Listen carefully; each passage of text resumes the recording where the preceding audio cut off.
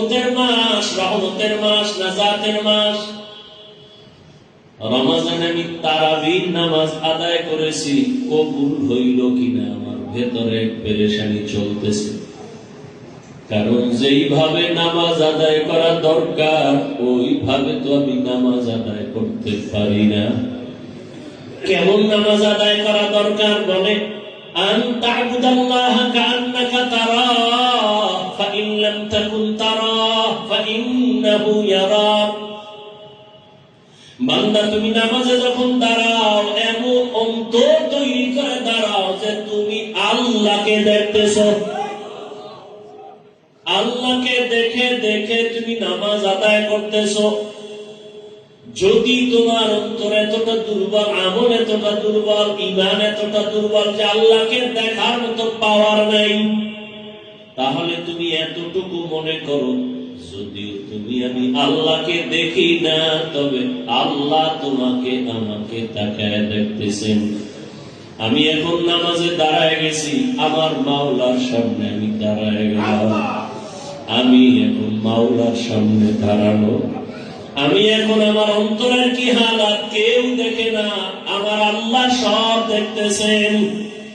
আমি আলহামদুলিল্লাহ বলে শুরু করলাম, আমার মাওলা কুদরতের কান লাগায় শুনতেছেন। আমি আমার মালিকের আদালতে দাঁড়ানো, এই নিয়তে বান্দা যখন তো শুরু করবা, দেখবা তোমার অন্তরের হালাত ভিন্ন হয়ে যাবে। কিন্তু না, নামাজ তো আদায় করি, অন্তরের সাথে মালিকের কোনো যোগাযোগ নাই। নামাজে দাঁড়াইছি দুনিয়ার চিন্তা, দোকানের চিন্তা, ফ্যামিলির চিন্তা, ছেলে মেয়ের চিন্তা। আর এক আল্লাহর বান্দা নামাজে দাঁড়াইয়া কান্না করতেছে।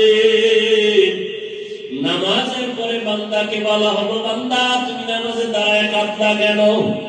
বলে আমি জাহান্নামের আয়াতের তেলাওয়াতের মুরাকাবায় ছিলাম।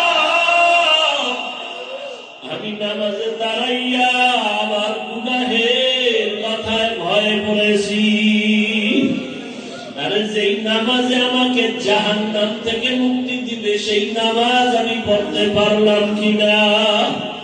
ওরে নামাজে তো চোখে পানি নাই, নামাজে কোনো ধ্যান নাই, কোনো খেয়াল নাই। ওরে এই জন্যই তো আল্লাহওয়ালাদের নেক নজর, আল্লাহ প্রিয় বান্দাদের মজলিসে বসিয়া অন্তর তৈরি করো। কলবের ভিতরে দুনিয়ার মোহাব্বত, বাড়িগাড়ির মোহাব্বত, টাকার মায়া, বাড়ির মায়া, সন্তানের মায়া সব দূর করে দাও। ওরে এখন